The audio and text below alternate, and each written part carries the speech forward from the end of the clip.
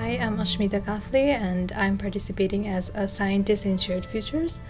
And I'm currently working in a research that is related to effects of wildfire on water quality, and I'm a graduate student at University of New Mexico.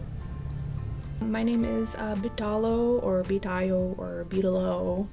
My medium is typically like flashy paint or acrylic on wooden panel. I've dabbled in sculpture and graphic design and digital mediums as well.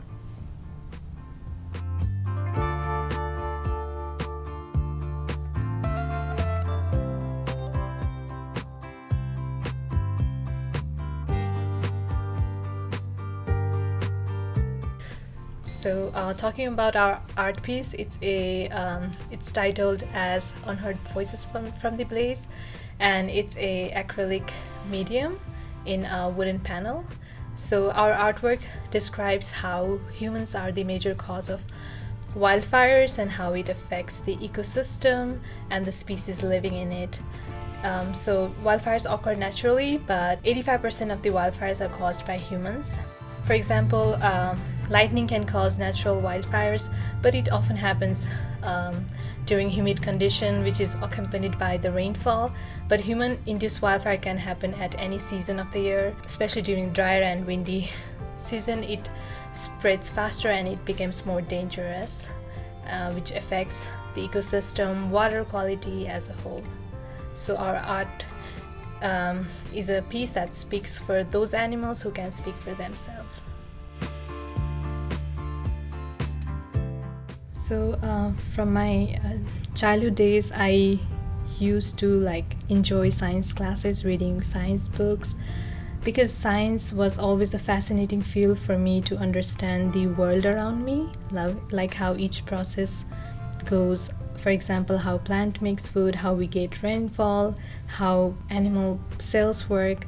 So these things were really making me curious each day, and that's why I'm here in science field, so that it always helps me understand the world around me and make me keep learning about it, so that I could make new contributions on scientific developments or research to make the world better.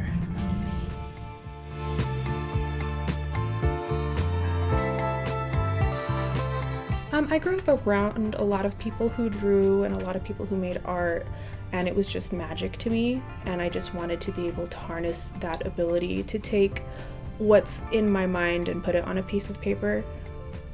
So just being around a lot of really wonderful artists growing up, I was lucky to have that, so I wanted it.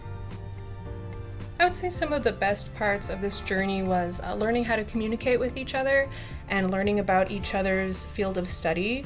I know it really broadened my horizons to things I hadn't even thought about before, and it really helped me grow as an artist to create something that was based on something that I don't normally interact with every day. So I would say that was probably the best part, yeah.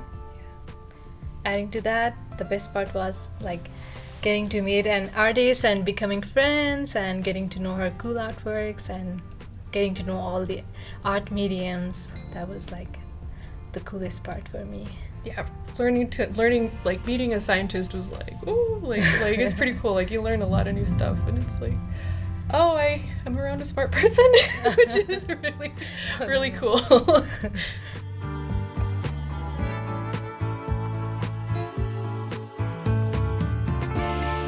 For any collaboration to be successful, the first thing should be your goal. The goal should be clear, and it should be clear to all the collaborators, and they should also be aware of their responsibilities. Other thing is, each collaborator should be able to share their ideas openly and should be able to provide constructive feedbacks on areas that could be improved without hurting the sentiments of one another. The collaborators should also trust each other's expertise and should have mutual respect for their contributions. I think to make collaborations successful, you need to be really good at communicating. It's accessing all of the thoughts that you have in your mind and trying to put them into words. I personally have a little bit of a problem with that, like having brain connect to words, but I think that transdisciplinary collaboration is an important part of accessing that ability. I admittedly don't have a lot of experience with transdisciplinary collaborations. However, I would like to do more of them. So stuff like video or like science, things that I'm never like really able to access. I would love to like dabble into doing that with other people just to grow as an artist. I've worked as a civil engineer in a hydropower project where I used to collaborate with people from different disciplines such as health and safety officer, financial manager. This made me realize that in case of transdisciplinary collaboration, people from different backgrounds could give a holistic perspective so that you could generate a new innovative ideas to make any project successful or to resolve any project related issues.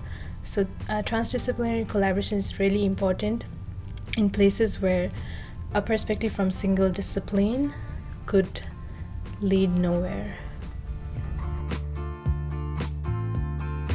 So some of the challenges were definitely like communicating something that's very complex from science perspective, and but we made it easier by like finding some infographics or pictures that would help explain things better. And other difficult part was like we don't wanted this piece to be a scientific diagram that has a lot of elements in it, so we had to decide something that is often overlooked and we often we often don't hear them in the news. So yeah, that was most challenging, but we figured it out later.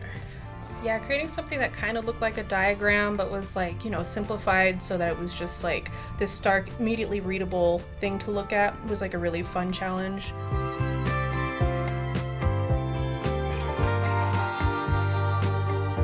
Currently, there are many research ongoing regarding the global issues such as climate change and other environmental problems.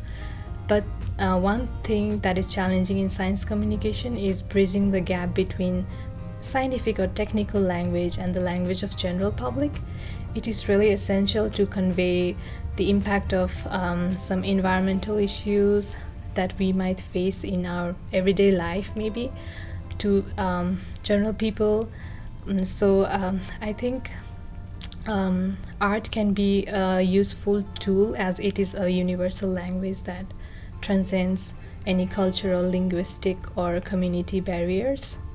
So sci-art collaboration could be very useful in cases where some important messages needs to be conveyed to general public so that they can play their part in mitigating those issues or at least be aware of them.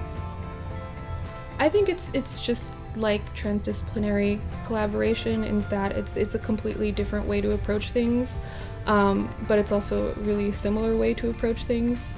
So you just get a lot of experience doing something you wouldn't normally do, and I think that's really important again for personal and artistic growth.